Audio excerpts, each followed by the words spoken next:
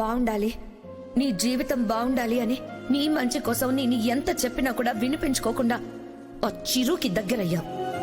తాడు బొంగరం లేని అలాంటి వాడితో వెళ్ళిపోయి బయట ఎక్కడ బ్రతకలేక ఇదిగో గుడిసెలోకొచ్చి చేరావు.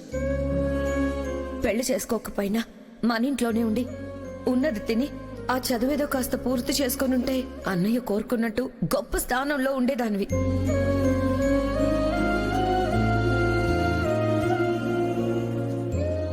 ఇల్లు దాటి బయటకెళ్ళావు. ఆటో తోలుతూ కష్టపడుతున్నావు. అతన్ని కూడా నువ్వే పోషించాల్సిన పరిస్థితి వచ్చింది.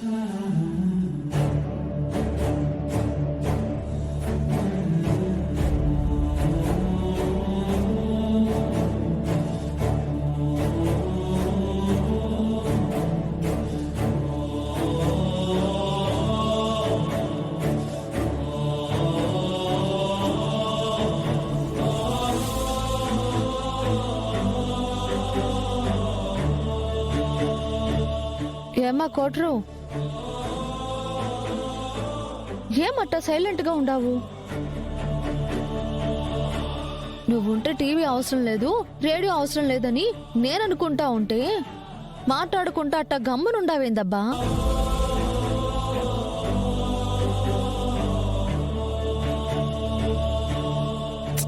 హలో కోట్రు, నిన్నే పిలుస్తా ఉండేది, మాట్లాడయ్యా.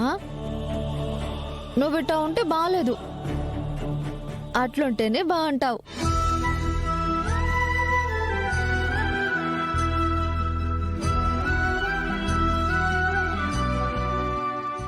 ఏంది బా, నా పాటికి నేను వాగుతా ఉండాను, నువ్వు గమ్మునుండావు.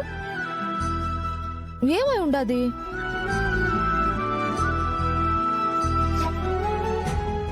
ఇప్పుడిప్పుడే నేను చేసిన తప్పులు తెలుస్తా ఉన్నాయి పాపా.